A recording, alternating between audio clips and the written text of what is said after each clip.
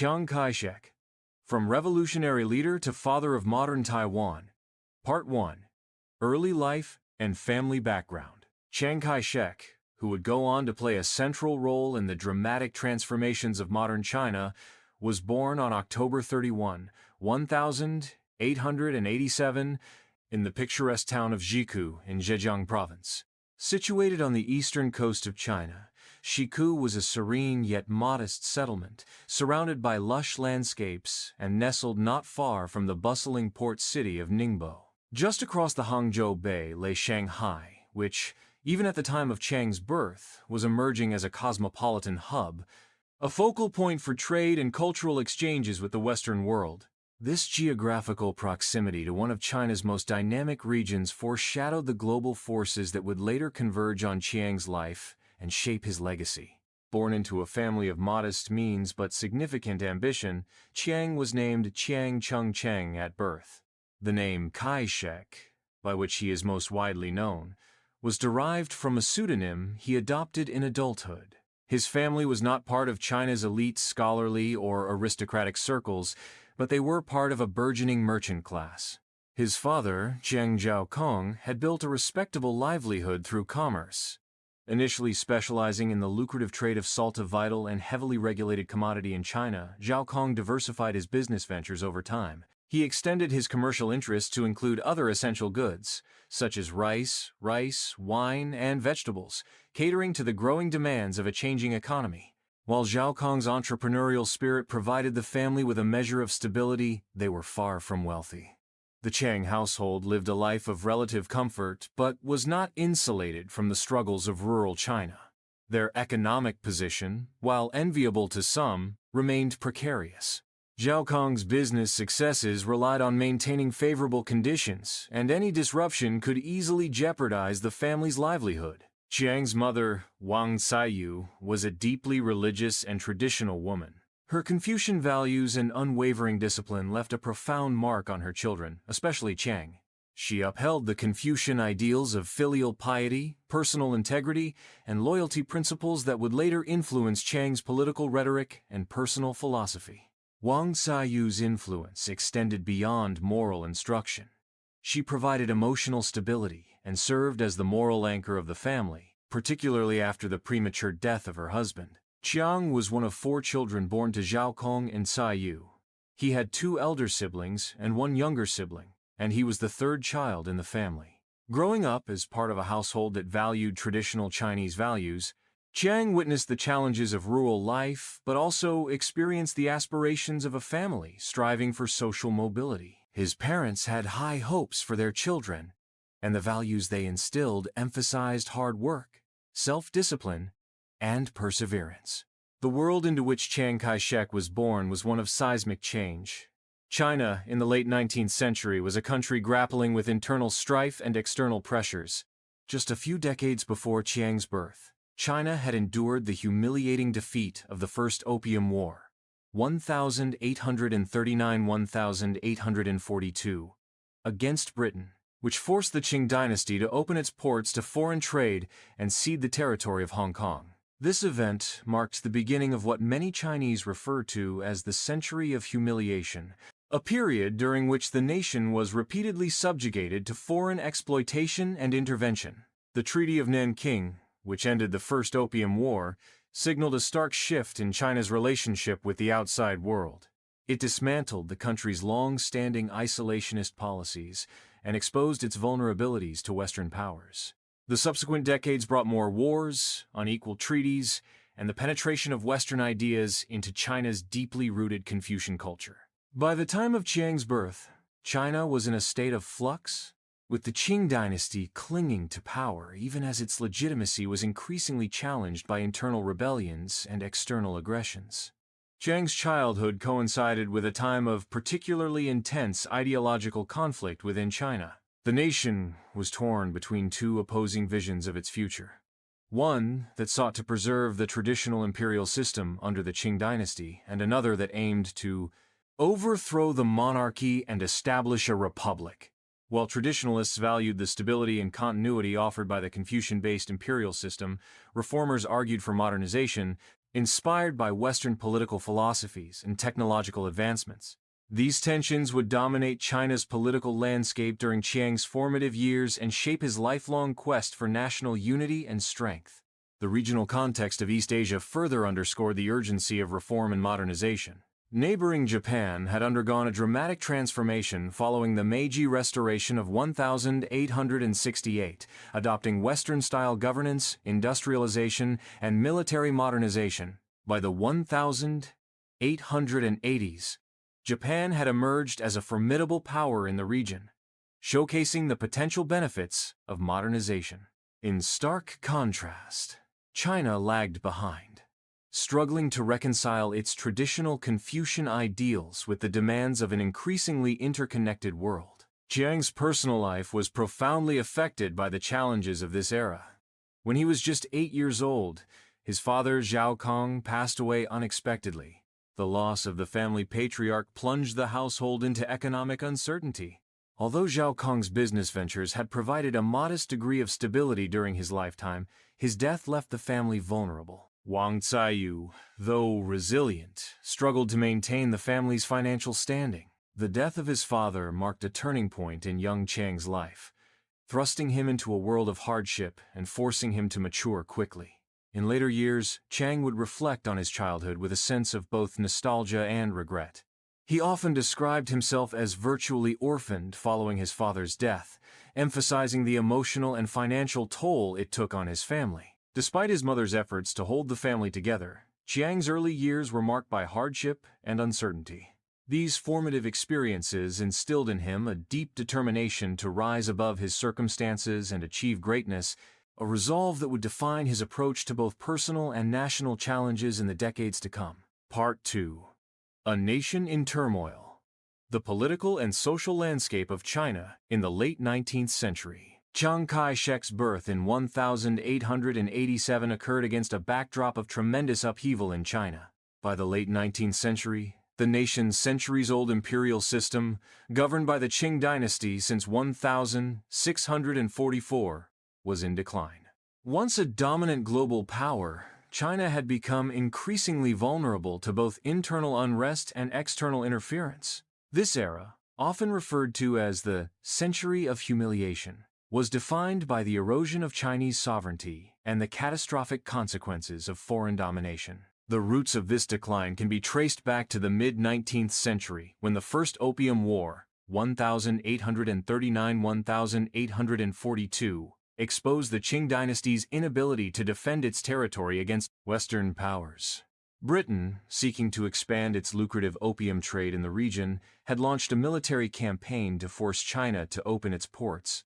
The war ended with the Treaty of Nanking, a humiliating agreement that ceded Hong Kong to Britain, opened several Chinese ports to foreign trade, and granted British citizens extraterritorial rights in China. This marked the beginning of a series of unequal treaties that severely undermined China's sovereignty. The defeat in the First Opium War shattered the Qing government's authority and revealed its technological and military inferiority. In the years that followed, China endured further humiliations, including the Second Opium War, 1856–1860, during which British and French forces occupied Beijing and looted the Summer Palace, a symbol of imperial grandeur. These defeats not only weakened the Qing dynasty's hold on power, but also intensified social unrest, as many Chinese citizens began to question the legitimacy of a regime that seemed incapable of defending the nation. The late 19th century saw the rise of reformist and revolutionary movements in China. Intellectuals, officials, and ordinary citizens alike debated how to address the country's challenges. Some advocated for modernization along Western lines, pointing to Japan's rapid transformation during the Meiji Restoration as a model. Japan's adoption of Western technology, education, and military practices had allowed it to emerge as a regional power by the 1880s, demonstrating the potential of modernization. In contrast, China's attempts at reform, such as the self-strengthening movement of the 1860s and 1870s, had largely failed due to internal resistance and a lack of cohesive vision. At the same time, China faced challenges from within. The Taiping Rebellion, 1850–1864, one of the deadliest conflicts in human history, had left the country in ruins. Led by Hong Xiuquan, who claimed to be the younger brother of Jesus Christ, the rebellion sought to overthrow the Qing dynasty and establish a heavenly kingdom of great peace. Although the rebellion was ultimately crushed, it devastated China's economy, displaced millions, and further eroded the Qing government's authority. By the time of Chiang Kai-shek's birth, these forces of change and conflict had set the stage for a critical period in China's history. The nation was caught between two opposing factions: traditionalists who sought to preserve the imperial system and reformists who aimed to modernize the country. Among the traditionalists were scholars, officials, and military leaders who believed in the enduring value of Confucian principles and the hierarchical structure of the imperial government. They argued that China's strength lay in its cultural heritage and that embracing foreign ideas would lead to the erosion of Chinese identity. On the other hand, reformists and revolutionaries called for drastic changes.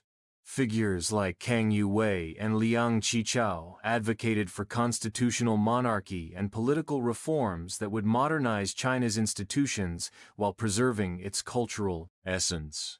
Meanwhile, more radical thinkers, inspired by Western political ideologies, called for the establishment of a republic. These intellectual debates were not confined to the elite. They resonated throughout Chinese society, fueling a growing demand for change. The geopolitical dynamics of East Asia further complicated China's situation. While China struggled with internal and external challenges, Japan had undergone a remarkable transformation. Following the Meiji Restoration of 1868, Japan embraced modernization with a sense of urgency. The country reformed its military, adopted Western-style governance, and built a thriving industrial economy.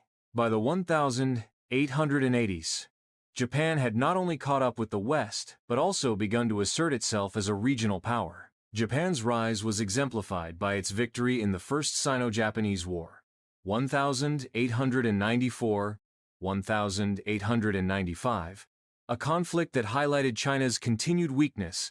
The war was fought over control of Korea, a tributary state of China that Japan sought to dominate. Japan's decisive victory shocked the world and demonstrated the effectiveness of its modernized military.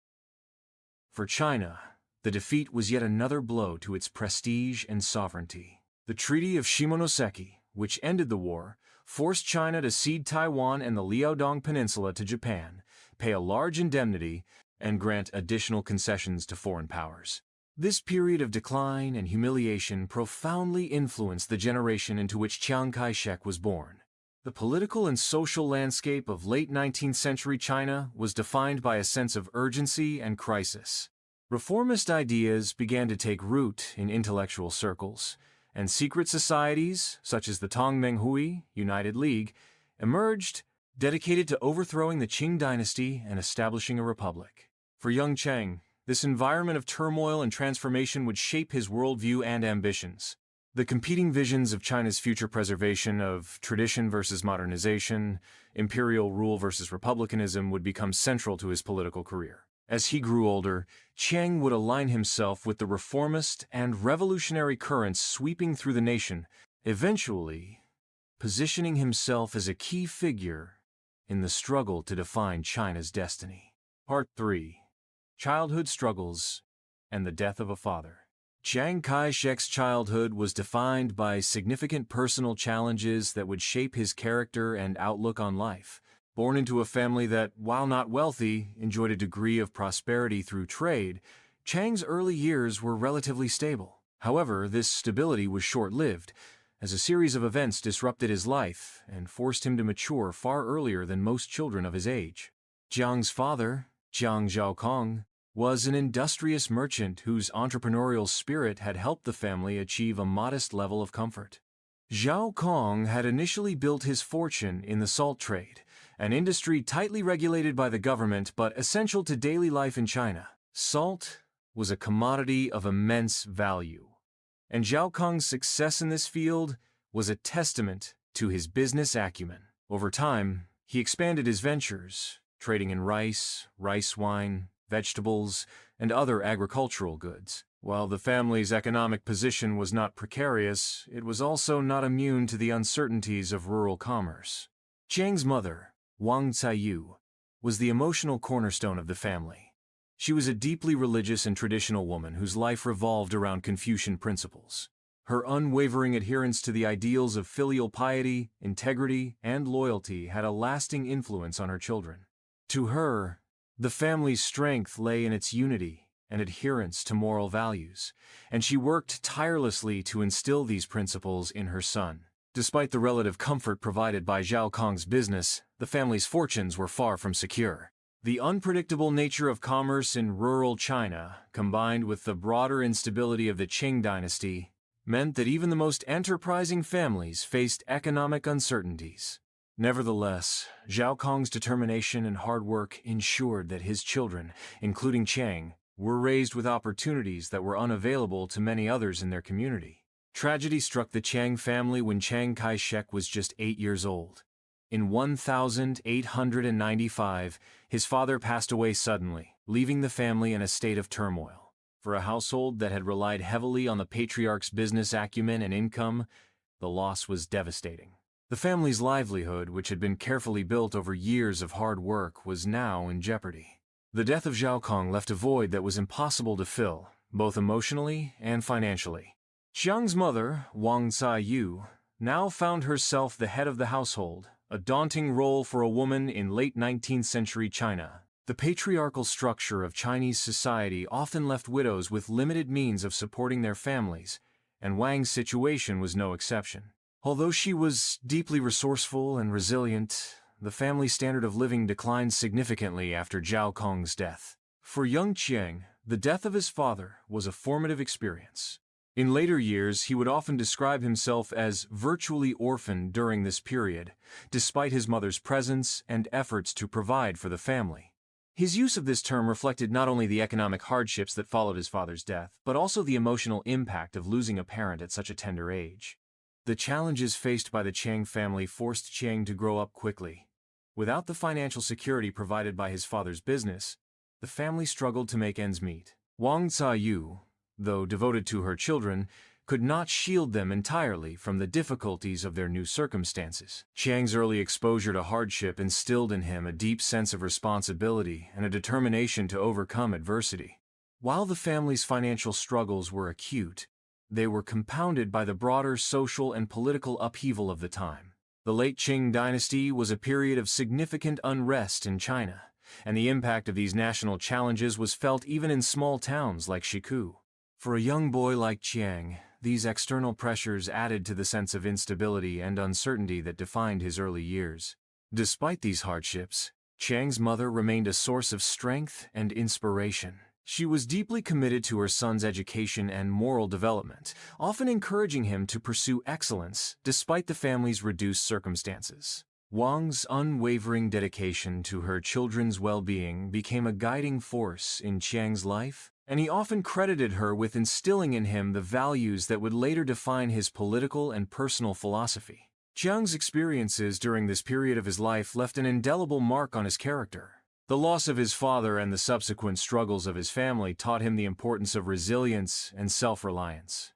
These qualities would become central to his identity, shaping his approach to both his personal life and his future political career. Moreover, the challenges of his childhood gave Chiang a unique perspective on the importance of stability and leadership. Having witnessed firsthand the impact of instability on his family, he developed a strong belief in the need for order and control. This belief would later influence his approach to governance, as he sought to unify and strengthen China in the face of internal and external threats. In hindsight, Chiang's early years can be seen as a microcosm of the broader challenges facing China at the time. Just as the young boy struggled to navigate the loss of his father and the subsequent upheaval, the nation grappled with the loss of its sovereignty and the challenges of modernization. For Chiang, these parallels between his personal experiences and the national situation reinforced his determination to play a role in shaping China's future. Chiang's childhood, marked by tragedy and hardship, set the stage for his eventual rise to prominence. The lessons he learned during these formative years about perseverance, responsibility, and the importance of leadership would guide him throughout his life. Though his path to power would be fraught with challenges, it was rooted in the resilience he developed during these early struggles. Part 4. The Path to Ambition. Chiang's Early Education and the Drive to Modernize. Chiang Kai-shek's early life, marked by the loss of his father and the challenges of supporting his family, laid the foundation for his relentless ambition. While the death of his father had created economic instability, it also sparked in Chiang a desire to take charge of his destiny. His education, exposure to Confucian values, and growing awareness of the political changes in China and beyond would shape his aspirations and set him on a path toward leadership. In the years following his father's death, Chiang's mother, Wang Caiyu, prioritized her children's education despite the family's reduced financial means. She firmly believed that education was the key to success and instilled in Chiang a respect for knowledge and discipline. At a time when access to education was limited in rural China, particularly for families of modest means, Wang's commitment to her son's intellectual growth demonstrated her unwavering dedication. Chiang began his formal education in a traditional Confucian school in Shiku. These schools emphasized the teachings of Confucius, focusing on moral philosophy, ethics, and classical Chinese literature. Chiang's early schooling introduced him to concepts such as filial piety, loyalty, and the importance of social harmony principles that would remain central to his personal and political philosophy throughout his life. However, traditional education in rural China at the time was often rigid and disconnected from the modernizing world. The curriculum in such schools typically involved rote memorization of Confucian texts, with little emphasis on critical thinking or practical skills. While Chiang excelled in his studies, he began to realize that the traditional educational model was insufficient to prepare him for the challenges of a rapidly changing China. By the late 19th century, the Qing dynasty was struggling to modernize in the face of internal dissent and foreign encroachment. For Chiang, the limitations of his early education underscored the need for a more dynamic approach to learning and personal development. Beyond the classroom, Chiang was deeply influenced by the political and social changes occurring in China and the wider world. The defeat of China in the First Sino-Japanese War, 1894-1895, which coincided with the death of Chiang's father, had a profound impact on the nation's psyche. The loss of Taiwan to Japan, along with the Qing government's inability to defend Chinese sovereignty, underscored the need for modernization. As Chiang grew older, he became increasingly aware of these national challenges and began to see himself as a potential agent of change. The geopolitical transformations in East Asia also caught Chiang's attention. Japan's rapid modernization following the Meiji Restoration of 1868 had enabled it to emerge as a regional power, challenging Western dominance and defeating China in the First Sino-Japanese War. For Chiang, Japan represented both a threat and a model of success. While he resented Japan's imperial ambitions, he admired its ability to adopt Western technology and governance while retaining its cultural identity. This duality in Chiang's view of Japan would later influence his decision to seek military training there. By the early 20th century, the urgency of modernization had become a dominant theme in Chinese intellectual and political discourse. Reformers and revolutionaries called for sweeping changes to China's political and social structures, arguing that the nation's survival depended on its ability to compete with industrialized powers. Chiang, though still a young man, was deeply affected by these debates. He began to see modernization not only as a national imperative but also as a personal mission. In 1906, at the age of 19, Chiang made the pivotal decision to leave his hometown of Jiku and pursue military training in Japan. This decision was not made lightly. It represented a significant break from the traditional path that many young men in rural China were expected to follow. Rather than preparing for a life of agricultural work or local commerce, Chiang chose to align himself with the forces of modernization and change. The decision to study in Japan was influenced by several factors. First, Japan's victory in the Russo-Japanese War, 1904-1905, had cemented its status as a major power and demonstrated the effectiveness of its modern military. For Chiang, the war was a turning point. highlighting the importance of military strength in the modern world. He recognized that China's weakness in the face of foreign aggression was due in part to its outdated military system and saw Japan as a model for reform. Second, Japan had become a hub for Chinese intellectuals and revolutionaries seeking inspiration and education. The country's relatively open society and advanced institutions made it an attractive destination for those who wanted to contribute to China's modernization. By the early 1900s, hundreds of Chinese students were studying in Japan, many of whom were involved in political movements aimed at overthrowing the Qing dynasty and establishing a republic. Chiang's journey to Japan marked the beginning of a new phase in his life. It was a bold step that reflected his determination to rise above his circumstances and contribute to the transformation of China. In Japan, he enrolled at the Shinbu Gakko Military Academy in Tokyo, a prestigious institution known for its rigorous training and emphasis on discipline. For Chiang, the academy provided not only a foundation in military tactics, but also an opportunity to engage with like-minded individuals who shared his vision for a modern China. The academy was a melting pot of ideas and ideologies. Many of Chiang's fellow students were members of the Tongmenghui, a revolutionary organization founded by Sun Yat-sen in 1905. The Tongmenghui aimed to overthrow the Qing dynasty and establish a democratic republic based on the principles of nationalism, democracy, and social welfare. Chiang's exposure to the Tongmenghui and its ideals had a profound impact on his political outlook. While he was not immediately drawn into the organization, he began to see himself as part of a broader movement for change. In addition to his military training, Chiang immersed himself in the political and intellectual currents of the time. He read extensively, studying the works of Western thinkers and revolutionary leaders. This exposure broadened his perspective and deepened his understanding of the challenges facing China. At the same time, Chiang maintained a strong connection to his Confucian roots, blending traditional values with modern ideas in a way that would define his approach to leadership. Chiang's years in Japan were transformative.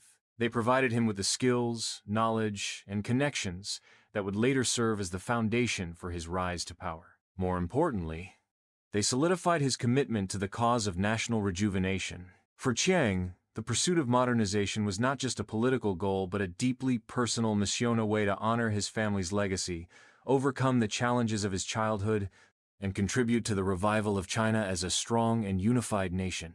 Part 5. Immersion in Revolutionary Politics. Chiang's years in Japan and early political awakening. Chiang Kai-shek's decision to travel to Japan in 1906 marked a decisive moment in his life. At just 19 years old, he left behind his hometown of Shiku and the familiar comforts of his family to seek military training and education in one of the most advanced nations in Asia, Japan, which had transformed itself into a modern industrial and military power in the decades following the Meiji Restoration of 1868, offered Chiang a glimpse into what China could become if it embraced reform and modernization. However, Chiang's time in Japan was not solely about military training. It also became the crucible for his political awakening and introduction to revolutionary movements that were beginning to reshape China's future. Japan had emerged as a beacon of modernization and success in East Asia, particularly following its victory over Russia in the Russo-Japanese War, 1904-1905. For many young Chinese intellectuals and aspiring leaders, Japan represented a model of how an ancient Asian nation could adopt Western technology, governance, and military practices without abandoning its cultural identity. The war against Russia, which culminated in Japan becoming the first Asian power to defeat a European nation in modern times, inspired a wave of admiration among Chinese reformists and revolutionaries. It demonstrated that with determination, discipline, and the willingness to embrace innovation, even a nation long considered inferior by Western powers could assert itself on the global stage. Chiang was deeply influenced by this perception of Japan. His decision to enroll in the Shinbu Gakko Military Academy in Tokyo was driven by his desire to acquire the skills and knowledge that would enable him to contribute to the modernization of China's military. At the time, the Qing dynasty's armed forces were still rooted in outdated practices, relying on traditional formations and tactics that had proven ineffective against modern armies. Chiang recognized that without a professional and modernized military, China would remain vulnerable to foreign aggression and internal instability. The Shinbu Gakko Academy was an elite institution that emphasized rigorous discipline and training. For Chiang, it was a transformative experience. The academy's curriculum covered a wide range of subjects, including military strategy, tactics, and leadership. Students were also expected to adhere to strict codes of conduct, fostering a sense of duty and responsibility that deeply resonated with Chiang. The values of discipline and self-control that he cultivated during his time at the academy would remain central to his character throughout his life. Beyond the military training, Chiang's time in Japan exposed him to a vibrant intellectual and political environment. Japan had become a hub for Chinese students and exiles who were dissatisfied with the Qing government and sought inspiration for reform. Among these were members of the Tongmenghui, or United League, a revolutionary organization founded in 1905 by Sun Yat-sen, a charismatic leader and thinker who would later become one of the most influential figures in modern Chinese history. The Tongmenghui was dedicated to overthrowing the Qing dynasty and establishing a democratic republic in China. Its guiding principles, known as the Three Principles of the People, included nationalism, democracy, and people's welfare. Nationalism called for the unification of China and the rejection of foreign domination. Democracy emphasized the need for political reform and the establishment of representative government. And people's welfare aimed to improve the livelihoods of ordinary citizens through social and economic reform. Chiang's exposure to the Tongmenghui and its members had a profound impact on his political development. While he did not initially join the organization, he began to see himself as part of a broader movement for national renewal. The Tongmenghui's vision of a modern, unified, and independent China resonated deeply with Chiang, who shared its sense of urgency and determination to address the country's challenges. The Shinbu Gakko Academy itself was a microcosm of the political ferment that defined this period. Many of Chiang's fellow students were involved in revolutionary activities, and the academy became a hotbed of political discussion and debate. These interactions exposed Chiang to a wide range of ideas and ideologies, from liberal democratic principles to radical socialist thought. While he was drawn to the Tongmenghui's ideals, he also maintained a pragmatic approach, recognizing the need to balance revolutionary fervor with practical considerations. During his time in Japan, Chiang developed a growing admiration for Sun Yat-sen, whose leadership and vision inspired countless Chinese students and intellectuals.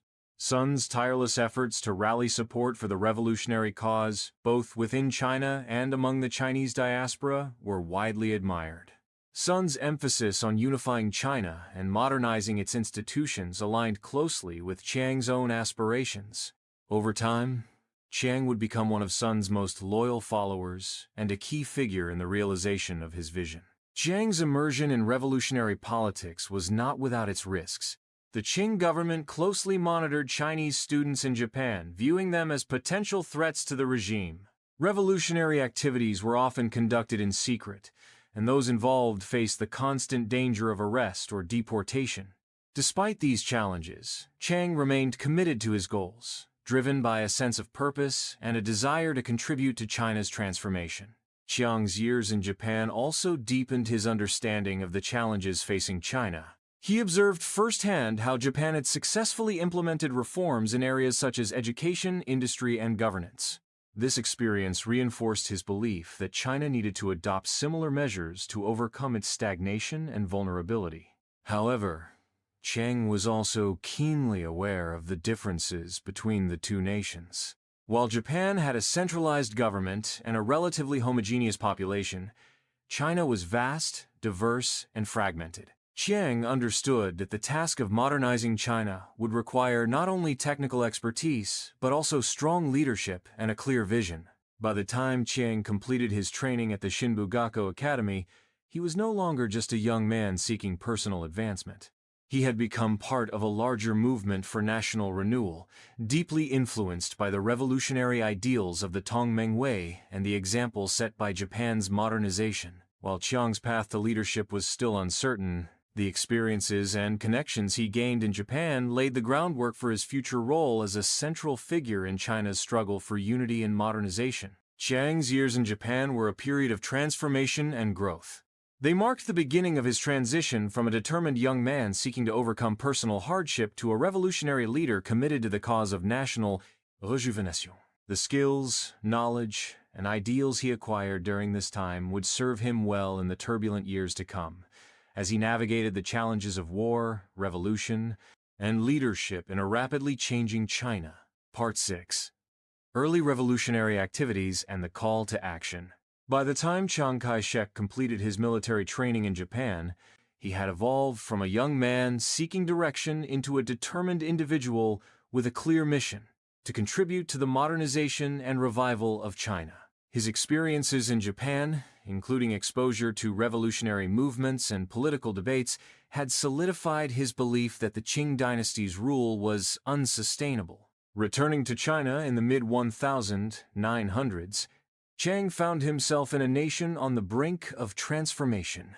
It was a period when revolutionaries, intellectuals, and reformers were uniting under a shared vision of overthrowing imperial rule and establishing a modern republic. Chiang's journey into the heart of this revolutionary fervor marked the beginning of his political career. The fall of the Qing dynasty and the rise of revolution. China in the early 20th century was a nation simmering with discontent.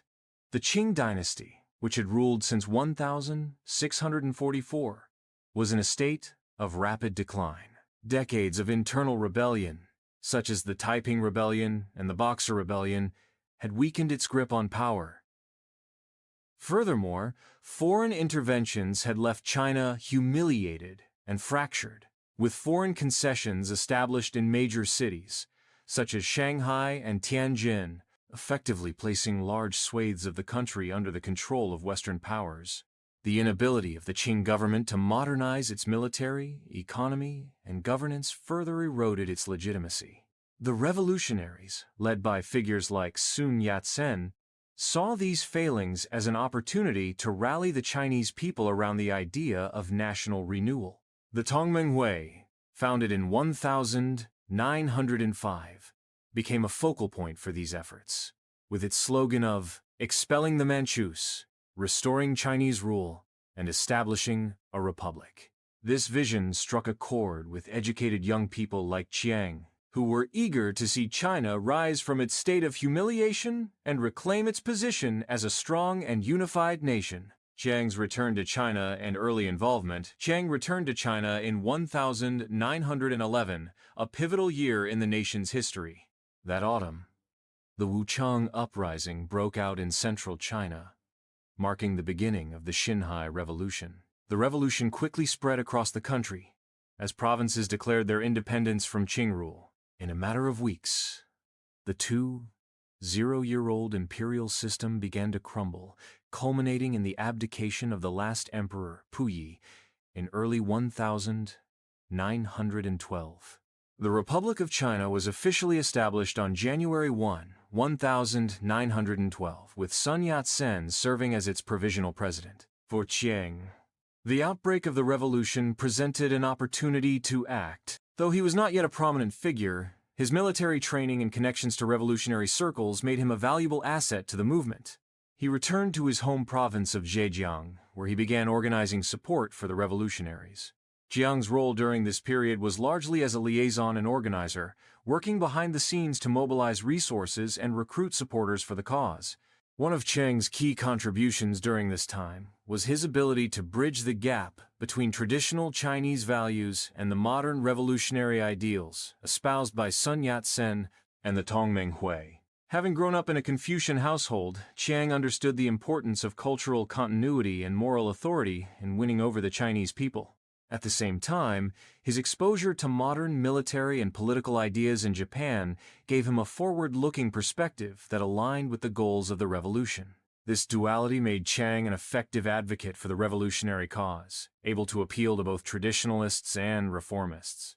Aligning with Sun Yat-sen and the Kuomintang, after the establishment of the Republic of China, the revolutionary movement faced significant challenges. The new government was fragile, and power struggles among different factions threatened to undermine the hard-won gains of the revolution. Sun Yat-sen's vision of a democratic republic was challenged by military strongmen and former Qing officials who sought to maintain their influence.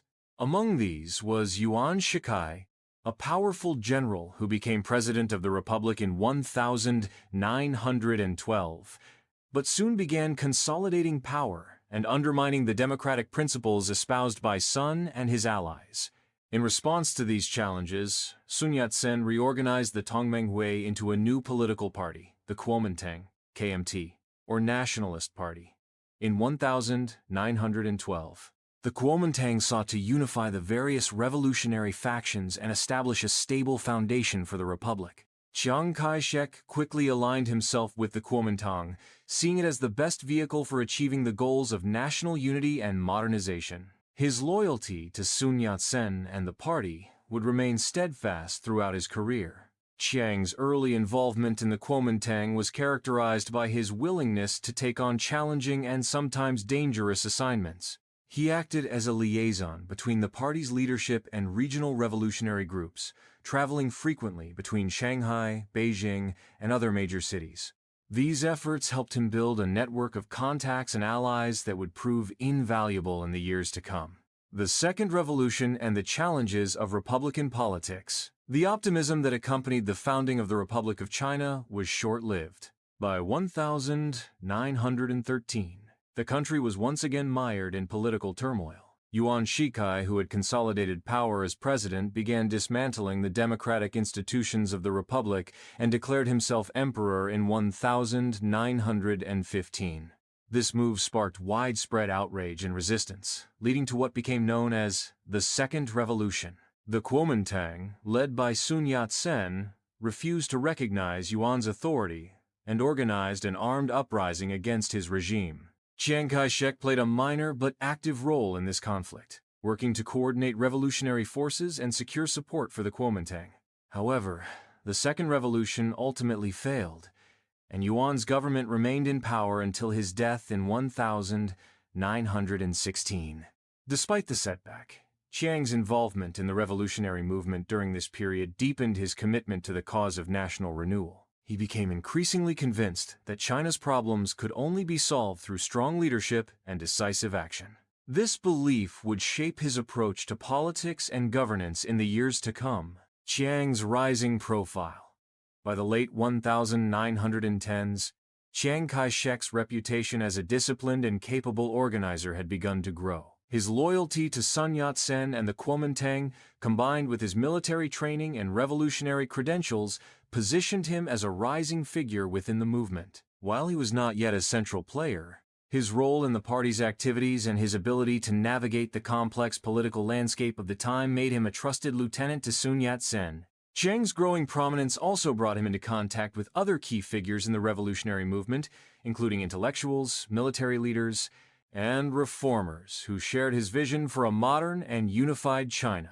These connections would become crucial as the Kuomintang faced new challenges in the 1920s, including the rise of warlordism and the growing influence of communist ideology. Chiang's early revolutionary activities, though relatively low profile compared to his later achievements, laid the foundation for his future leadership. They demonstrated his commitment to the ideals of nationalism, modernization, and unity, as well as his ability to navigate the complex and often treacherous world of Chinese politics. As the nation entered a new phase of its history, Chiang would rise to play a central role in shaping its destiny. Part 7. Chiang's emergence as a key revolutionary leader, consolidating power and forging alliances. As the 1910s came to a close, China was once again in the throes of instability. The death of Yuan Shikai in 1916 had left a power vacuum, plunging the Republic of China into a period of disarray known as the Warlord Era. During this time, regional military commanders, commonly referred to as warlords, carved the nation into competing fiefdoms, each vying for control over resources and influence. Central authority weakened to the point of collapse, and the ideals of the 1911 revolution seemed further away than ever. It was in this chaotic environment that Chiang Kai-shek began to emerge as a central figure within the Kuomintang, KMT, and Chinese politics at large. The Warlord Era and its impact on China. The Warlord Era, which lasted from approximately 1916 to the late 1920s, was a period of fragmentation and violence. Warlords controlled different provinces, maintaining their own armies and economies independent of any central government. These regional leaders often fought one another for supremacy, plunging China into a state of near-perpetual conflict. The lack of a cohesive national government allowed foreign powers to continue exploiting China's resources and territories, further exacerbating the country's plight. For Chiang Kai-shek and other members of the Kuomintang, the warlord era underscored the urgent need for national unification. The vision of a modern and unified China that Sun Yat-sen had championed seemed increasingly unattainable amid the chaos. Nevertheless, the Kuomintang remained committed to its mission, viewing the defeat of the warlords as the first step toward restoring stability and sovereignty. Chiang's growing role in the Kuomintang. During this period of upheaval, Chiang deepened his involvement with the Kuomintang, solidifying his reputation as a disciplined and capable leader. His loyalty to Sun Yat-sen, who continued to serve as the party's guiding figure, was unwavering. Chiang's military training and organizational skills made him an invaluable asset, particularly as the Kuomintang began laying the groundwork for a military campaign to reunify the country. Chiang's commitment to the party's cause was further cemented by his increasing exposure to Sun Yat-sen's vision of a unified, modernized China. Sun's leadership was characterized by his ability to inspire loyalty and articulate a clear path forward, even in the face of seemingly insurmountable challenges. Chiang admired Sun's determination and pragmatism, and he gradually positioned himself as one of Sun's most trusted allies. One of Chiang's defining qualities during this period was his ability to build relationships and forge alliances. Recognizing that the Kuomintang's success depended on its ability to mobilize diverse groups, Chiang worked tirelessly to expand the party's influence. He cultivated connections with military leaders, intellectuals, and reformists, convincing many of them to join the Kuomintang's cause. These efforts laid the foundation for the party's eventual success in unifying much of China during the Northern Expedition. The Soviet Connection, a tactical alliance. In the early 1920s, the Kuomintang faced significant challenges, including limited resources and a lack of military strength. Recognizing the need for external support, Sun Yat-sen sought assistance from the Soviet Union, which had recently established itself as the world's first communist state. The Soviets, eager to expand their influence in Asia, agreed to provide financial and military aid to the Kuomintang in exchange for a temporary alliance with Chinese communist groups. This alliance, while pragmatic, was fraught with tension. The Kuomintang and the Chinese Communist Party, CCP, had fundamentally different visions for China's future. The Kuomintang was primarily a nationalist organization, focused on unification and modernization, while the CCP sought to establish a communist state based on Marxist principles. Despite these ideological differences, the two groups agreed to cooperate in the short term to achieve their shared goal of defeating the warlords and unifying China. Chiang Kai-shek was initially skeptical of the alliance with the Soviets and the CCP. He viewed communist ideology as fundamentally incompatible with Chinese traditions and values, and he harbored concerns about the long-term implications of Soviet influence. Nevertheless, he recognized the tactical necessity of the partnership and worked to ensure its success. The Whampoa Military Academy and Chiang's leadership. One of the most significant developments during this period was the establishment of the Whampoa Military Academy in 1924. Located near Guangzhou, then known as Canton, the academy was founded with the support of the Soviet Union and served as the Kuomintang's primary training center for military officers. Its purpose was to create a professional and disciplined army capable of challenging the warlords and unifying the nation. Chiang Kai-shek was appointed as the first commandant of the academy, a role that marked a turning point in his career. As commandant, Chiang oversaw the training of thousands of cadets, instilling in them a sense of loyalty to the Kuomintang and a commitment to the cause of national unification. The academy also became a center of political education, exposing cadets to the principles of Sun Yat-sen's three principles of the people: nationalism, democracy, and welfare. Under Chiang's leadership, the Whampoa Military Academy became a symbol of the Kuomintang's resurgence. The officers trained at Whampoa played a crucial role in the party's military campaigns, and many of them went on to hold prominent positions in the government and armed forces. For Chiang, the academy provided an opportunity to demonstrate his leadership skills and solidify his position within the Kuomintang hierarchy. The death of Sun Yat-sen and the struggle for leadership. In March 1925, Sun Yat-sen passed away after a prolonged illness. His death left a significant void in the Kuomintang, as he had been the party's unifying figure and ideological leader. In the aftermath of Sun's death, the party faced internal divisions and power struggles, with different factions vying for control. Chiang Kai-shek emerged as one of the leading contenders for leadership, thanks to his role at the Whampoa Military Academy and his close association with Sun Yat-sen. However, his rise was not without resistance. Within the Kuomintang, there were factions that favored a more left-leaning approach, aligned with the CCP and Soviet influence. Others, including Chiang, advocated for a more nationalist and independent path. Despite these challenges, Chiang's strategic acumen and ability to navigate the party's internal dynamics allowed him to consolidate power. By the mid-1920s, he had positioned himself as the de facto leader of the Kuomintang's military wing, laying the groundwork for his eventual rise to national prominence. Preparing for the Northern Expedition, with Chiang's leadership increasingly recognized, the Kuomintang began planning a major military campaign to unify China and defeat the warlords. This campaign, known as the Northern Expedition, would become one of the defining moments of Chiang's career. The expedition aimed to bring an end to the warlord era and establish a centralized government under Kuomintang leadership. As the Kuomintang prepared for the expedition, Chiang worked tirelessly to strengthen the party's military capabilities. He continued to expand the Whampoa Military Academy, recruited additional forces, and secured funding and supplies from the Soviet Union. At the same time, he built alliances with regional leaders and warlords, convincing them to join the Kuomintang's cause. By the mid-1920s, Chiang Kai-shek had emerged as one of the most influential figures in the Kuomintang.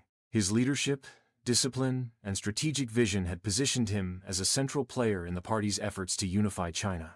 As the Northern Expedition loomed on the horizon, Chiang stood on the brink of national prominence, ready to lead the charge in reshaping the future of his country. Part 8. The Northern Expedition. Chiang Kai-shek's rise to national prominence. By the late 1920s, China was at a crossroads. The nation remained fragmented, with the warlord era continuing to plague its unity. Chiang Kai-shek, having solidified his position within the Kuomintang, KMT, as a key military leader, prepared to launch one of the most ambitious campaigns in modern Chinese history, the Northern Expedition.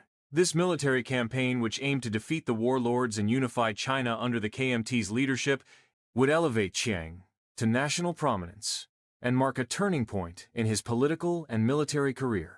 The objectives of the Northern Expedition. The Northern Expedition, launched in 1926, was designed to achieve two primary objectives. The first was to dismantle the regional power bases of the warlords who had divided China into autonomous territories. These warlords controlled vast areas of land and resources, maintaining private armies that rivaled or exceeded the size of the KMT's forces. Their presence not only undermined the authority of any central government, but also perpetuated chaos and exploitation throughout the country. The second objective was to establish the Kuomintang as the legitimate ruling authority over a unified China. Chiang and his allies believed that national unification was essential for the country to achieve modernization, stability, and independence from foreign domination. The campaign was as much a political movement as a military operation, aimed at consolidating the ideological and administrative framework needed to govern a modern state. The start of the campaign. In July 1926, Chiang officially launched the Northern Expedition from Guangzhou, the Kuomintang's base in southern China.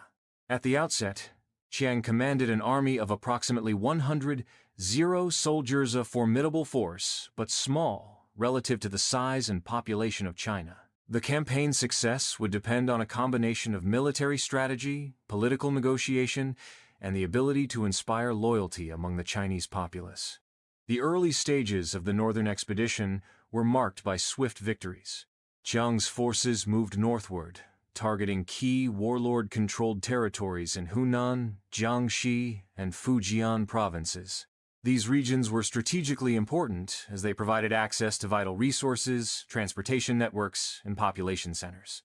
Chiang's strategy relied heavily on mobility and surprise, allowing his relatively small army to outmaneuver larger but less organized warlord forces. As the campaign progressed, Chiang employed a mix of military force and political diplomacy to achieve his objectives.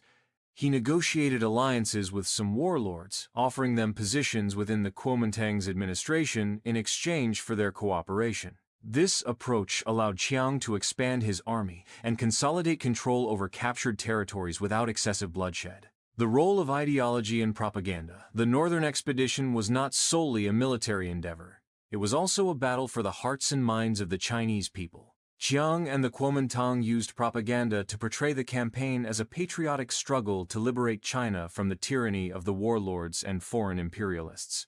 The three principles of the People nationalism, democracy, and people's welfare served as the ideological foundation for the campaign, emphasizing the Kuomintang's vision of a unified and modernized China. Chiang's leadership style played a central role in shaping the campaign's narrative. He presented himself as a disciplined and principled leader, committed to the cause of national renewal. His reputation as a military strategist and his connections to Sun Yat-sen lent credibility to his leadership, inspiring loyalty among his troops and supporters. At the same time, Chiang cultivated alliances with influential intellectuals, business leaders, and local elites, many of whom viewed the Kuomintang as the best hope for restoring stability and order to China. This support base provided the logistical and financial resources needed to sustain the campaign. The capture of Shanghai and Nanjing. By the spring of 1927, the Northern Expedition had achieved significant momentum. Chiang's forces advanced into the Yangtze River Delta, targeting two of China's most important cities, Shanghai and Nanjing. These urban centers were critical to the success of the campaign, as they were economic powerhouses and symbolic of China's modernization. Shanghai fell to Chiang's forces in March 1927, marking a major victory for the Kuomintang. The city's capture demonstrated the effectiveness of Chiang's military strategy and solidified his reputation as a capable leader.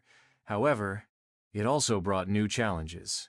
Shanghai was home to a growing communist movement, and tensions between the Kuomintang and the Chinese Communist Party, CCP, began to escalate. In April 1927, Chiang initiated what became known as the White Terror in Shanghai, a violent crackdown on communist groups and leftist organizations. Thousands of communists, union leaders, and activists were arrested or executed, effectively ending the Kuomintang-CCP alliance that had been established in the early 1920s. This event marked the beginning of a long and bitter rivalry between the two factions, setting the stage for the Chinese Civil War. Shortly after the capture of Shanghai, Chiang's forces took control of Nanjing, which he declared the new capital of China. The establishment of a provisional government in Nanjing marked a turning point in the Northern Expedition, signaling the Kuomintang's emergence as the dominant political force in the country. Consolidating power. With the success of the Northern Expedition, Chiang Kai-shek emerged as the undisputed leader of the Kuomintang and the de facto ruler of much of China. By 1928, the campaign had largely achieved its objectives, with most of the country's major provinces brought under Kuomintang control. While some warlords remained in power, they were largely subordinate to Chiang's central government, marking a significant step toward national unification. Chiang's consolidation of power was not without controversy. His decision to break with the CCP and purge communist elements from the Kuomintang alienated many of his former allies and sparked dissent within the party. Nevertheless, Chiang's pragmatic approach to governance allowed him to navigate these challenges and maintain control. The legacy of the Northern Expedition. The Northern Expedition was a defining moment in modern Chinese history. It marked the end of the warlord era and laid the foundation for the establishment of a centralized government under the Kuomintang. For Chiang Kai-shek, the campaign represented the culmination of years of preparation and ambition. It elevated him to national prominence, and positioned him as a key figure in China's struggle for modernization and unity. However, the campaign also revealed the deep divisions within Chinese society. The split between the Kuomintang and the CCP would have far-reaching consequences, ultimately leading to the outbreak of the Chinese Civil War. Additionally, the challenges of governing a fragmented and war-torn country would test Chiang's leadership in the years to come. As the leader of a newly unified China, Chiang faced the daunting task of rebuilding a nation that had been ravaged by decades of conflict and foreign exploitation. The successes and failures of the Northern Expedition would shape his approach to governance, as well as his legacy as one of the most controversial figures in Chinese history. Part 9. Leadership in Wartime. The Second Sino-Japanese War. By 1937, Chiang Kai-shek faced an existential threat to China's sovereignty, the full-scale invasion by Japan. The Second Sino-Japanese War, which would last until the end of World War II, was a brutal and transformative conflict that tested Chiang's leadership, reshaped China's geopolitical position, and left a profound impact on the nation's people. While the Kuomintang, KMT, was still embroiled in internal struggles with the Chinese Communist Party, CCP, the Japanese invasion forced a temporary truce, uniting both factions in the face of a common enemy. The beginning of the war. The Second Sino-Japanese War began on July 7, 1937, with the Marco Polo Bridge incident, a skirmish between Japanese and Chinese troops near Beijing. The incident escalated quickly, as Japanese forces launched a full-scale invasion of northern China. Major cities like Beijing, Tianjin, and Shanghai fell within months, highlighting the overwhelming strength of Japan's modern military. For Chiang Kai-shek, the early months of the war presented a grim reality. Despite efforts to modernize the KMT's military during the Nanjing Decade, China's armed forces were poorly equipped and lacked the coordination needed to resist Japan's rapid advances. Chiang faced the difficult task of organizing a national defense while maintaining political control over a country already fractured by years of warlordism and civil conflict. The fall of Nanjing, one of the darkest chapters of the war, unfolded in late 1937, when Japanese forces captured Nanjing, the capital of the Republic of China. Over a period of several weeks, Japanese soldiers committed widespread atrocities, including mass executions, looting, and the systematic rape of tens of thousands of women. Known as the Rape of Nanjing, this horrific event shocked the world and remains one of the most infamous war crimes of the 20th century. Chiang Kai-shek and his government had evacuated Nanjing before its fall, relocating the capital to Chongqing, a city deep in China's interior. While the move preserved the government's leadership, it also left millions of civilians vulnerable to Japanese occupation. The loss of Nanjing was a severe blow to national morale, but it also galvanized resistance against the invaders, as the atrocities committed by Japanese forces intensified anti-Japanese sentiment across China. Chongqing, the wartime capital. In Chongqing, Chiang established a wartime government that became the center of Chinese resistance against Japan. Situated in the rugged terrain of Sichuan Province, Chongqing was chosen for its relative inaccessibility, making it difficult for Japanese forces to launch a direct assault. The city became a symbol of Chinese resilience, even as it endured relentless Japanese bombing campaigns that targeted civilians and infrastructure. Chiang faced immense challenges in organizing the war effort from Chongqing. The government's resources were stretched thin, with inflation and food shortages exacerbating the hardships faced by the population. Nevertheless, Chiang remained determined to continue the fight, rallying both military forces and civilian support.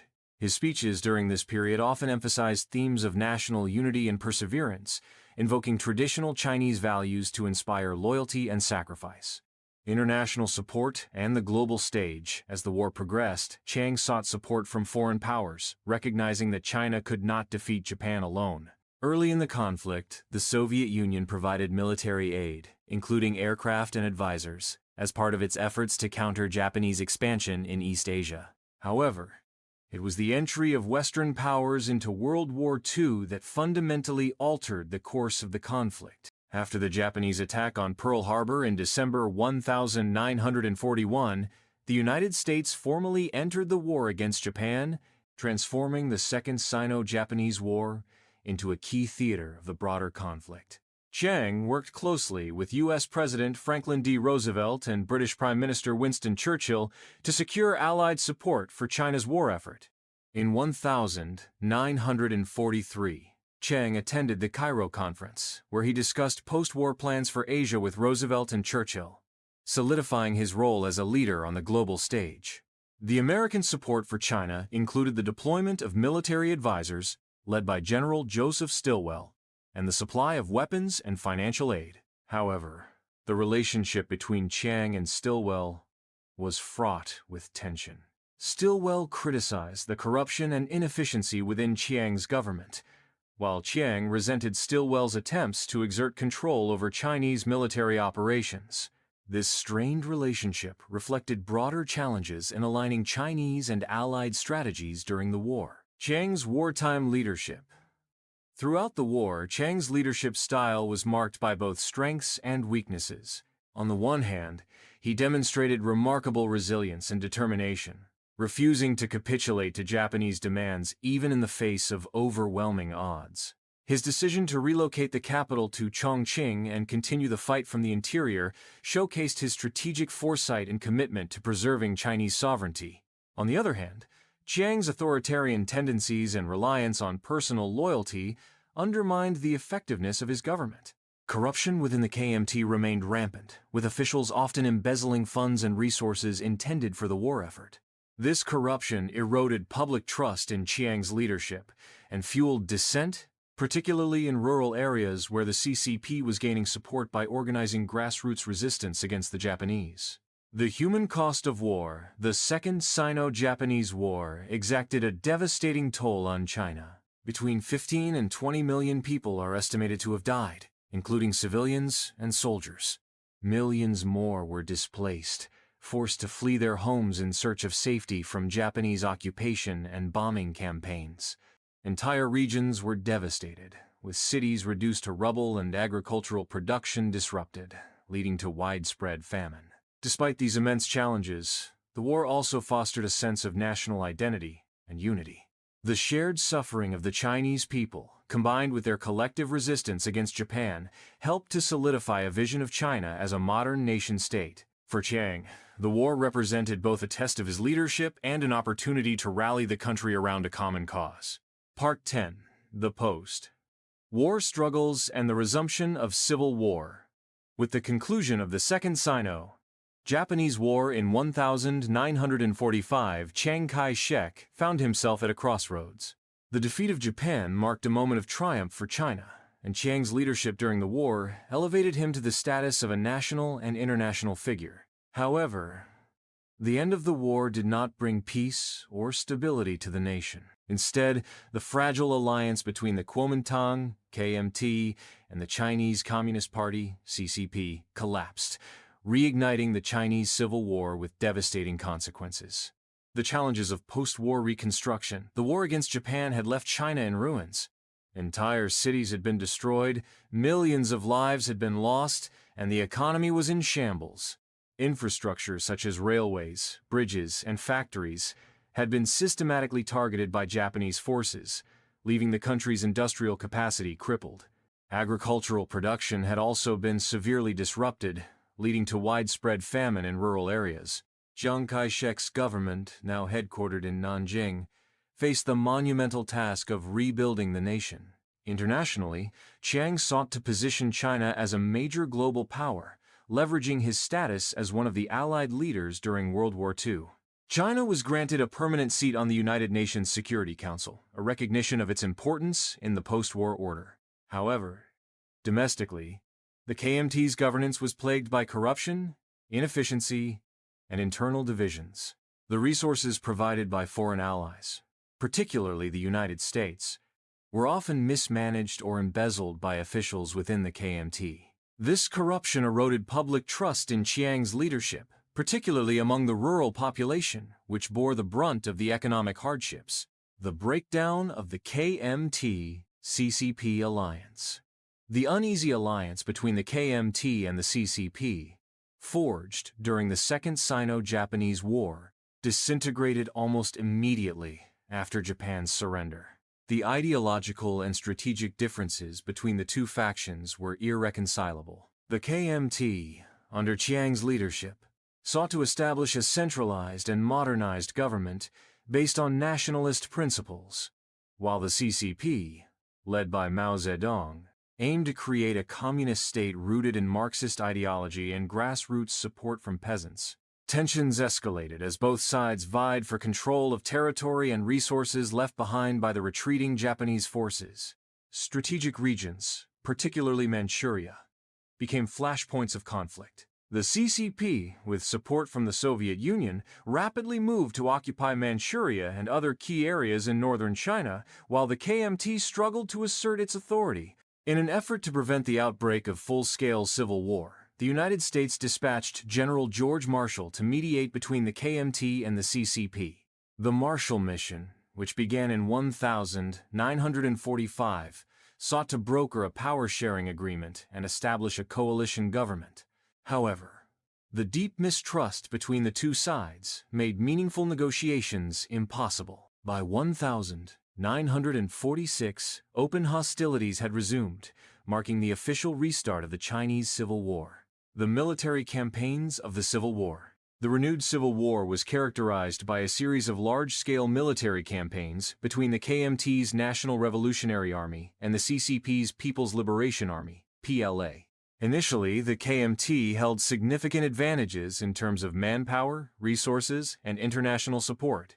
The United States provided substantial financial and military aid to Chiang's government, viewing the KMT as a crucial ally in the emerging Cold War against communism. Despite these advantages, the KMT faced significant challenges. Corruption and poor morale weakened its forces, while logistical inefficiencies hampered its ability to maintain supply lines. In contrast, the CCP under Mao Zedong's leadership adopted highly effective guerrilla tactics, mobilizing widespread support among the rural population. The CCP's land reform policies, which promised to redistribute land to peasants, further strengthened its base of support in the countryside. The turning point of the Civil War came in 1949, during a series of decisive battles in northern and eastern China. The Battle of Huaihai, fought between November 1948 and January 1949, was particularly critical. In this engagement, the CCP's PLA decisively defeated the KMT's forces, capturing large quantities of weapons and securing control over key territories. The defeat at Huaihai signaled the collapse of the KMT's ability to resist the communist advance. The fall of Nanjing and the retreat to Taiwan. By early 1949, the CCP's victories on the battlefield had made its triumph inevitable. In April of that year, communist forces captured Nanjing, the capital of the Republic of China, effectively ending KMT rule on the mainland. The fall of Nanjing was a symbolic and practical blow to Chiang's government, as it marked the loss of the nation's administrative and political center. Faced with the imminent collapse of his regime, Chiang Kai-shek made the decision to retreat to the island of Taiwan. Over the course of several months, hundreds of thousands of KMT officials, soldiers, and civilians were evacuated from the mainland to Taiwan. The relocation also involved the transfer of valuable national treasures, including artifacts from the Forbidden City, as well as the government's remaining gold reserves. In December 1949, Chiang formally re-established the Republic of China, ROC, on Taiwan, declaring Taipei the temporary capital. While the KMT had lost control of the mainland, Chiang continued to assert that the ROC was the legitimate government of all China. This claim would shape Taiwan's identity and its relationship with the international community for decades to come. The legacy of defeat. The defeat of the KMT on the mainland marked a significant turning point in Chiang Kai-shek's career. For many, it symbolized the failure of his leadership and the inability of the KMT to effectively govern and unify China. Critics pointed to the widespread corruption within the KMT, the mismanagement of resources, and Chiang's authoritarian tendencies as key factors in the loss to the CCP. However, Chiang's supporters argued that his defeat was not solely his fault. They emphasized the challenges posed by external factors, such as Soviet support for the CCP and the devastating impact of the Second Sino-Japanese War, which had drained China's resources and morale. They also highlighted Chiang's resilience in preserving the ideals of the Republic of China on Taiwan, where he would continue to govern for the remainder of his life. Looking ahead, the retreat to Taiwan marked the beginning of a new chapter for Chiang Kai-shek and the KMT. While the loss of the mainland was a devastating blow, it also provided an opportunity to rebuild and redefine the Republic of China in exile. In the years that followed, Chiang would oversee Taiwan's transformation into a thriving economy and a key player in the Cold War, though his rule would remain deeply authoritarian. The stage was set for the next phase of Chiang's life, as he sought to maintain his claim to legitimacy and navigate the complexities of Taiwan's relationship with the rest of the world. Part 11.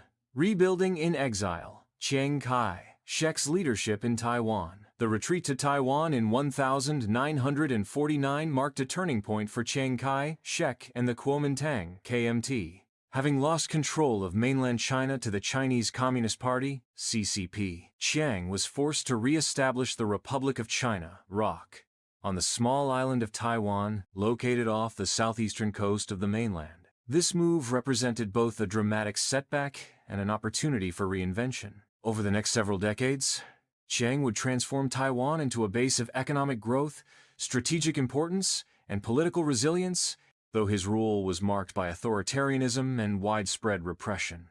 The foundations of rule in Taiwan. When Chiang and the KMT arrived in Taiwan, the island was already experiencing political turmoil. Taiwan had been under Japanese rule for 50 years, from 1895 to 1945, before being returned to Chinese control at the end of World War II.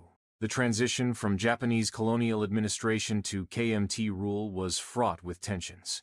Many Taiwanese resented the KMT government, viewing it as corrupt, exploitative, and indifferent to local needs. This resentment boiled over in 1947 during the February 28 incident, a brutal crackdown on anti-government protests that resulted in thousands of deaths. Chiang's arrival in Taiwan added another layer of complexity to the island's political landscape. The KMT brought with it an influx of refugees, including soldiers, government officials, and their families, swelling Taiwan's population by approximately 2 million people. These newcomers, often referred to as mainlanders, were perceived by the local Taiwanese population as outsiders, creating ethnic and cultural tensions that would persist for decades. To solidify his control, Chiang declared martial law in Taiwan in 1949, a measure that would remain in place for nearly 4 decades. Martial law allowed the KMT to suppress dissent, restrict political freedoms, and maintain a tight grip on power. The period of repression that followed became known as the White Terror, during which thousands of suspected communist sympathizers and political opponents were arrested, imprisoned, or executed. This campaign was aimed at eliminating any threats to Chiang's authority and ensuring the KMT's dominance on the island. Economic transformation. The Taiwan miracle. Despite the authoritarian nature of his rule, Chiang's leadership in Taiwan is also credited with laying the groundwork for the island's remarkable economic transformation. During the 1950s and 1960s, Taiwan underwent a period of rapid industrialization and economic growth that came to be known as the Taiwan miracle. One of the key factors in Taiwan's economic success was the implementation of land reform policies. The KMT redistributed land from large landowners to tenant farmers, significantly reducing rural inequality and increasing agricultural productivity. This reform not only improved living standards for many Taiwanese, but also weakened the influence of the traditional landowning elite, consolidating the KMT's control. Chiang's government also prioritized the development of light manufacturing industries, focusing on the production of goods such as textiles, electronics, and machinery. These industries benefited from government subsidies, export-oriented policies, and investments in infrastructure, including roads, ports, and power plants. The result was a booming economy that attracted foreign investment and transformed Taiwan into a major player in global trade. The United States played a significant role in Taiwan's economic development during this period. As part of its strategy to contain communism in Asia during the Cold War, the U.S. provided Taiwan with substantial economic and military aid. This support not only bolstered Taiwan's defense capabilities but also facilitated the modernization of its economy. Cold War politics and international recognition. Chiang's government in Taiwan benefited from its strategic importance during the Cold War. As tensions between the United States and the Soviet Union escalated, Taiwan became a critical ally for the U.S. in its efforts to counter communist influence in East Asia. This alliance was formalized in 1954 with the signing of the Mutual Defense Treaty between the U.S. and the ROC, which guaranteed American support for Taiwan in the event of a military attack by the People's Republic of China, PRC. Despite this support, Chiang faced significant challenges in maintaining Taiwan's international standing. For much of the 1950s and 1960s, the ROC was recognized by the United Nations and most Western nations as the legitimate government of China, while the PRC was excluded from the international community. However, this arrangement became increasingly untenable as the PRC's economic and political influence grew. In 1971, Taiwan suffered a major diplomatic blow when the United Nations passed Resolution 2758, which recognized the PRC as the legitimate representative of China and expelled the ROC from its seat. This marked the beginning of Taiwan's diplomatic isolation, as many countries, including the United States, began to shift their recognition from Taipei to Beijing. The cult of personality. Throughout his rule in Taiwan, Chiang Kai-shek cultivated a cult of personality to reinforce his authority. Portraits of Chiang were displayed in schools, government offices, and public spaces, and his image was often used to symbolize the resilience and legitimacy of the ROC. Textbooks portrayed him as a heroic figure, emphasizing his role in resisting Japanese aggression and leading the fight against communism. This glorification of Chiang extended to his family as well. His wife, Sun Mei-ling, played a prominent role in promoting the ROC's image abroad, particularly in the United States. Fluent in English and well-educated, Sun Mei-ling was a charismatic figure who used her connections to lobby for American support. Together, Chiang and Sun represented the face of the KMT's government, blending traditional Chinese values with a modern, Western-influenced image. The paradox of Chiang's rule. Chiang's leadership in Taiwan was marked by a complex duality. On the one hand, he oversaw one of the most remarkable economic transformations in modern history, turning Taiwan from a war-torn island into a prosperous, industrialized society. His government's policies laid the foundation for Taiwan's emergence as a global economic powerhouse and a model of development in East Asia. On the other hand, Chiang's rule was deeply authoritarian. The suppression of political dissent, the use of martial law, and the repression of Taiwanese identity left a lasting legacy of tension and resentment. Many Taiwanese viewed the KMT as an occupying force, and the White Terror remains a painful chapter in the island's history. Looking ahead, as Chiang entered the later years of his rule, he continued to grapple with the challenges of maintaining Taiwan's security, navigating its diplomatic isolation, and preparing for a potential military reconquest of the mainland. His vision of retaking China remained central to his rhetoric, even as the realities of the Cold War and Taiwan's growing separation from the mainland made such ambitions increasingly unrealistic. Chiang's legacy in Taiwan would continue to evolve long after his death in 1975. The island's eventual transition to democracy and its ongoing tensions with the PRC would remain deeply intertwined with the foundations he established during his years of prestige. Leadership. Part 12. Chiang Kai-shek's later years. The waning of a vision. As Chiang Kai-shek entered the final decades of his life, he remained committed to the idea of reclaiming mainland China, a goal that increasingly appeared unattainable. The realities of the Cold War, Taiwan's growing separation from the mainland, and the shifting dynamics of international diplomacy reshaped his role as a leader. In these years, Chiang worked to consolidate Taiwan's position as the Republic of China, ROC, while grappling with personal and political challenges that would define his legacy. The unfulfilled dream of retaking the mainland. Throughout his leadership in Taiwan, Chiang remained steadfast in his belief that the ROC was the legitimate government of all China. This conviction was reflected in his rhetoric, policies, and military preparations. Chiang repeatedly vowed to launch a counteroffensive to retake the mainland from the Chinese Communist Party, CCP, framing this as both a political and moral imperative. To support this vision, the Kuomintang, KMT, implemented extensive military training programs, mobilized resources, and maintained a strong standing army. Project National Glory, an ambitious military plan developed in the 1960s, envisioned a large-scale invasion of the mainland. The plan aimed to exploit the chaos caused by Mao Zedong's disastrous Great Leap Forward, which had resulted in widespread famine and social unrest. However, Chiang's dreams of reconquest were repeatedly thwarted by geopolitical realities. The People's Republic of China, PRC, despite internal challenges, remained firmly in control of the mainland. Additionally, the United States, Taiwan's most important ally, was unwilling to support an offensive war that could escalate into a direct confrontation with the Soviet Union. The Bay of Pigs invasion in Cuba in 1961, a failed U.S.-backed operation, further discouraged American policymakers from endorsing similar plans in East Asia.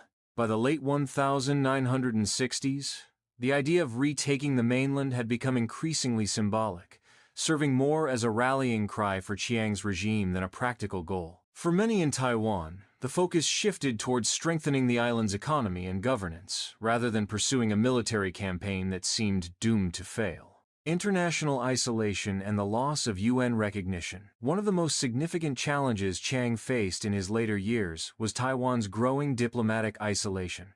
For much of the 1950s and 1960s, the ROC was recognized by the majority of the international community as the legitimate government of China.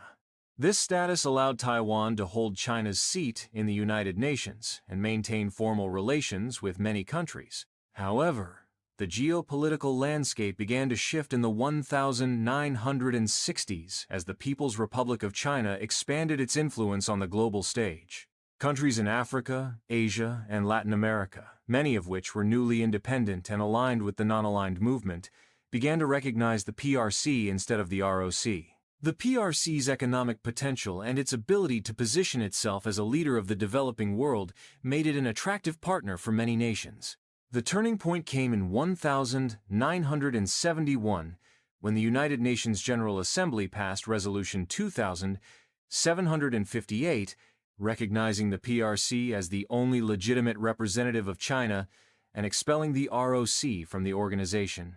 The loss of the UN seat was a devastating blow to Chiang's government, symbolizing the erosion of Taiwan's international standing. The situation worsened in the following years as the United States, under President Richard Nixon, pursued a policy of rapprochement with the PRC. Nixon's historic visit to Beijing in 1972, facilitated by Secretary of State Henry Kissinger, marked the beginning of normalized relations between the U.S. and the PRC. While the United States continued to provide military and economic support to Taiwan, the shift in diplomatic recognition from Taipei to Beijing in 1979 highlighted the ROC's growing isolation, governance, and the White Terror. As Taiwan's international position weakened, Chiang focused on maintaining domestic control. His regime continued to enforce martial law, which had been in place since 1949, and cracked down on dissent through the White Terror. Thousands of individuals suspected of harboring communist sympathies or opposing the KMT's rule were arrested, imprisoned, or executed during this period. Chiang's government also suppressed the development of a distinct Taiwanese identity, promoting the idea that Taiwan was an inseparable part of China. Policies emphasized Mandarin Chinese as the national language and discouraged the use of local dialects such as Hokkien and Hakka. Textbooks and cultural institutions reinforced the narrative that the ROC represented the true China, with Chiang portrayed as its rightful leader. While these measures ensured the KMT's dominance, they also fueled resentment among the Taiwanese population. Many native-born Taiwanese viewed the KMT as an occupying force, and the suppression of political freedoms created an undercurrent of resistance that would eventually lead to Taiwan's democratization in the late 20th century. Chiang's final years. In his later years, Chiang's health began to decline. He suffered from chronic illnesses, including heart problems and kidney disease, which limited his ability to actively govern. Despite his frailty, Chiang remained a central figure in Taiwanese politics, and his image continued to be used as a symbol of the ROC's resilience. Chiang's family played an increasingly prominent role in the administration during this time. His son, Chiang Ching-kuo, who had been groomed as his political successor, took on greater responsibilities within the government. Unlike his father, Chiang Ching-kuo adopted a more pragmatic approach to governance, focusing on economic development and limited political reforms. On April 5, 1975, Chiang Kai-shek passed away at the age of 87. His death marked the end of an era, but his influence continued to shape Taiwan's politics and identity for years to come. A month of mourning was declared, and Chiang was buried in a temporary mausoleum in Shihu, with plans to eventually move his remains to the mainland, testament to his unfulfilled dream of reunification. Reflections on a contested legacy. Chiang Kai-shek's later years were defined by both resilience and decline. While he succeeded in transforming Taiwan into an economic powerhouse and a bulwark against communism, his rule was also characterized by authoritarianism, repression, and the failure to realize his vision of retaking the mainland. For some, Chiang remains a symbol of resistance against communist rule and a defender of Chinese nationalism. For others, his authoritarian policies and the suppression of Taiwanese identity cast a long shadow over his legacy. As Taiwan moved toward democratization in the 1980s and 1990s, Chiang's legacy became a subject of intense debate. Monuments to his leadership, such as the Chiang Kai-shek Memorial Hall in Taipei, were criticized as symbols of a bygone authoritarian era. Yet, his contributions to Taiwan's economic development and its survival as an independent polity continue to be acknowledged. Part 13. After Chiang Kai-shek. The transition of leadership and Taiwan's evolution. The death of Chiang Kai-shek in 1975 marked the end of an era for Taiwan. As the central figure of the Republic of China, ROC, since the 1920s, Chiang's passing left a vacuum that many feared would destabilize the island. However, the transition of leadership to his son, Chiang Ching-kuo, ensured continuity. Under Chiang Ching-kuo's rule, Taiwan began a cautious but significant transformation, setting the stage for its eventual democratization and the emergence of a distinct Taiwanese identity. The leadership of Chiang Ching-kuo. Chiang Ching-kuo, who had served in various high-ranking positions under his father's administration, assumed the presidency in 1978 after completing the remainder of Chiang Kai-shek's fifth term. Unlike his father, Chiang Ching-kuo adopted a more pragmatic and reform-oriented approach to governance. While he maintained the KMT's dominance and the state's authoritarian structure, he recognized the need for change in both domestic policies and Taiwan's relationship with the world. One of the most striking differences between father and son was Chiang Ching-kuo's emphasis on cultivating a new generation of Taiwanese leaders. While Chiang Kai-shek had relied heavily on officials from mainland China, his son began integrating native-born Taiwanese into the government and military. This shift helped to ease tensions between the mainlander and Taiwanese communities and broadened the KMT's support base. Economic consolidation and continued growth. Under Chiang Ching-kuo's leadership, Taiwan continued to build on the economic foundation laid during the Taiwan Miracle. The government prioritized export-oriented industrialization, investing heavily in technology and infrastructure. The 1980s saw the rise of Taiwan's semiconductor industry, which would eventually make the island a global leader in electronics manufacturing. Chiang also encouraged diversification in Taiwan's economy, reducing its dependence on U.S. aid and fostering innovation in fields such as information technology and consumer electronics. By the end of the 1980s, Taiwan had become one of Asia's four tigers, alongside South Korea, Hong Kong, and Singapore, known for rapid industrialization and economic growth. Tensions with the PRC. Throughout Chiang Ching-kuo's presidency, tensions with the People's Republic of China, PRC, remained high. The PRC continued to assert its claim over Taiwan, while the ROC maintained its stance as the legitimate government of all China. Despite the diplomatic isolation Taiwan faced following the loss of its United Nations seat in 1971, Chiang Ching-kuo sought to strengthen Taiwan's global position through informal diplomatic channels and trade relationships. While the rhetoric of retaking the mainland persisted as a symbolic gesture, it was clear by the 1980s that this goal was no longer realistic. Instead, Taiwan focused on consolidating its defenses and deterring potential aggression from the PRC.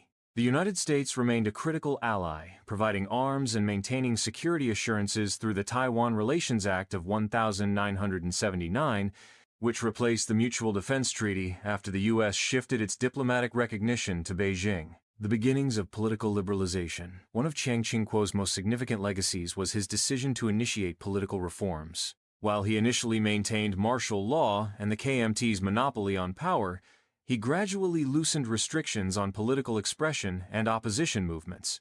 The lifting of martial law in 1987 was a watershed moment in Taiwan's history. This decision ended nearly 4 decades of authoritarian rule and allowed for greater freedom of speech, assembly, and political participation. Chiang's decision to allow the formation of opposition parties paved the way for the emergence of the Democratic Progressive Party, DPP, which would later become a major force in Taiwanese politics. These reforms reflected Chiang's recognition that Taiwan needed to adapt to changing societal demands and international norms. By the late 1980s, Taiwan's growing middle class and educated population were calling for greater accountability and representation, and Chiang's willingness to respond to these pressures helped to ensure a peaceful transition to a more open political system. The legacy of Chiang Kai-shek in post-martial law Taiwan. As Taiwan began to democratize, the legacy of Chiang Kai-shek became a topic of intense debate. During the martial law period, Chiang had been venerated as a national hero, with his image prominently displayed in schools, government buildings, and public spaces. His leadership during the Second Sino-Japanese War and his role in resisting communism were central to the official narrative of the ROC. However, as Taiwan's political culture evolved, many began to reassess Chiang's legacy, particularly his authoritarian rule and the White Terror. Critics highlighted the human rights abuses, political repression, and lack of accountability that characterized his administration. Monuments to Chiang, such as the Chiang Kai-shek Memorial Hall in Taipei, became focal points of public debate, with some advocating for their removal or recontextualization. At the same time, others defended Chiang's legacy, arguing that his leadership had been essential to Taiwan's survival during a period of immense challenges. Supporters emphasized his role in laying the groundwork for Taiwan's economic development and his steadfast opposition to communism, which they believed preserved Taiwan's independence. The path toward democracy. By the time Chiang Ching-kuo passed away in 1988, Taiwan was on the cusp of a new era. His successor, Lee Teng-hui, became the first native-born Taiwanese president, symbolizing a significant shift in the island's political landscape. Under Lee's leadership, Taiwan transitioned fully to a democratic system, holding its first direct presidential election in 1996. This transition to democracy was a testament to the resilience and adaptability of Taiwanese society. While Chiang Kai-shek's vision of retaking the mainland had faded, the foundations he and his successors had built allowed Taiwan to thrive as a prosperous and democratic state. A legacy of complexity. Chiang Kai-shek's legacy remains deeply intertwined with Taiwan's identity. To some, he is a symbol of resistance and perseverance, a leader who fought to preserve Chinese sovereignty and independence. To others, he represents an era of authoritarianism and repression that Taiwan has worked hard to move beyond. As Taiwan continues to navigate its complex relationship with the PRC and its evolving role on the global stage, Chiang's impact, both positive and negative, remains an integral part of its history. His life, filled with triumphs, failures, and contradictions, reflects the broader story of modern China and Taiwan, a story of struggle, survival, and transformation. Part 14. The Transition to Democracy and the Shifting Legacy of Chiang Kai-shek.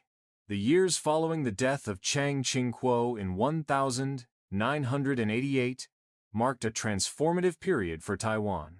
Under the leadership of his successor, Lee Teng-hui, Taiwan fully embraced democratic reforms, signaling the beginning of a new chapter in the island's political and social history. This shift not only redefined Taiwan's identity, but also cast a critical light on the legacy of Chiang Kai-shek, whose authoritarian rule had long shaped the nation. The presidency of Lee Teng-hui. Lee Teng-hui, a native-born Taiwanese and a key figure in the Kuomintang, KMT, became Taiwan's president in 1988, the first non-mainlander to hold the position. Lee's presidency was a pivotal moment in Taiwan's history, as it represented the culmination of decades of political evolution and the growing demand for democratic representation. Under Lee's leadership, Taiwan took significant steps toward political liberalization.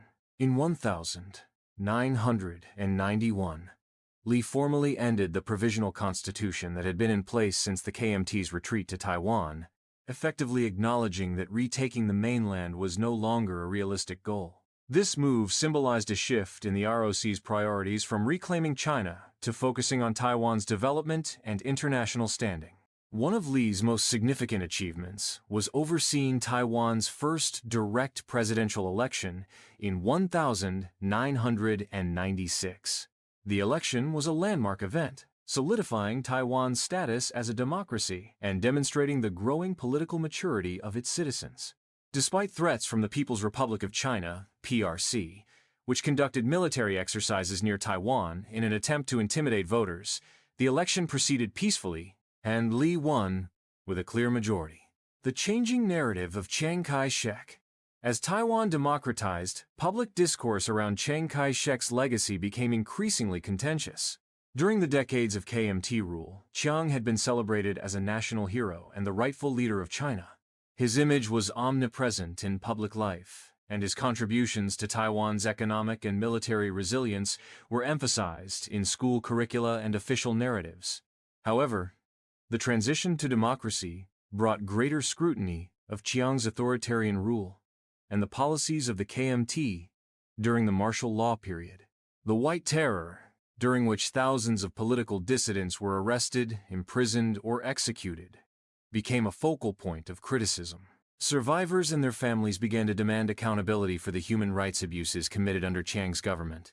This shift in perspective was reflected in debates over public symbols of Chiang's legacy. The Chiang Kai-shek Memorial Hall in Taipei, once a site of reverence, became a lightning rod for controversy. In the early 2000s, the hall was renamed the National Taiwan Democracy Memorial Hall, and statues of Chiang were removed or relocated in many public spaces.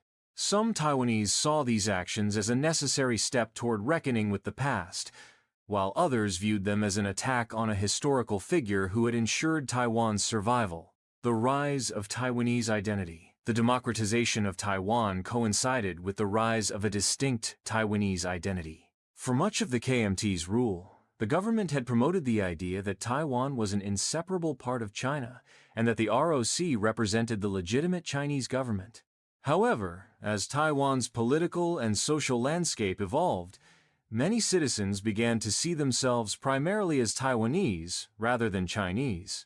This shift was driven by several factors, including generational change, Taiwan's separation from the mainland, and the island's unique history and culture. The rise of the Democratic Progressive Party, DPP, which emphasized Taiwanese nationalism and independence, further challenged the KMT's traditional narratives. The reassessment of Chiang Kai-shek's legacy became intertwined with this broader identity shift. While Chiang's contributions to Taiwan's development were acknowledged, his policies were increasingly viewed through the lens of Taiwanese history, with a focus on their impact on local communities and the island's political culture. Relations with the PRC. As Taiwan redefined its identity and embraced democracy, its relationship with the PRC remained fraught. The PRC continued to assert its claim over Taiwan, viewing the island as a breakaway province. For its part, Taiwan maintained its de facto independence, though it stopped short of formally declaring independence to avoid provoking a military response from Beijing. The democratization of Taiwan and the rise of Taiwanese identity posed a direct challenge to the PRC's narrative of One China. Beijing viewed these developments as threats to its sovereignty and responded with a mix of military posturing and diplomatic pressure. The 1995-1996 Taiwan Strait Crisis, during which the PRC conducted missile tests near Taiwan, underscored the ongoing tensions between the two sides. Despite these challenges, Taiwan's democratization strengthened its position on the international stage. Although the island faced increasing diplomatic isolation, it gained significant support from the United States and other democratic nations, which praised Taiwan's commitment to political freedom and human rights. The evolving legacy of the KMT. As Taiwan moved into the 21st century, the Kuomintang faced a period of transformation and introspection. The party, once synonymous with authoritarian rule, sought to adapt to the realities of a democratic system. While it remained a major political force, its dominance was challenged by the DPP, which won its first presidential election in 2000 with the victory of Chen Shui-bian. The KMT's shifting fortunes were reflected in the evolving perception of Chiang Kai-shek.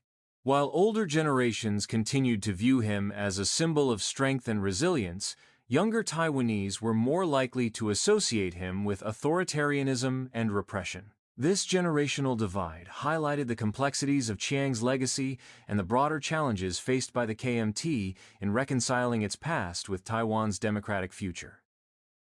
Taiwan today. Today, Taiwan is a thriving democracy with a vibrant civil society and a dynamic economy. Its journey from authoritarian rule under Chiang Kai-shek to a model of democratic governance is a testament to the resilience and determination of its people. However, the island continues to navigate a precarious position in global politics, with the PRC maintaining its claim over Taiwan and tensions in the Taiwan Strait remaining high. Chiang Kai-shek's legacy, while no longer central to Taiwan's political discourse, remains a subject of debate. For some, he is a historical figure who ensured Taiwan's survival during a period of immense challenges.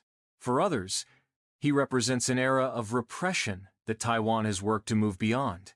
As Taiwan continues to chart its own path, the story of Chiang Kai-shek serves as a reminder of the complexities of leadership, the challenges of nation-building, and the enduring struggle for identity in a rapidly changing world.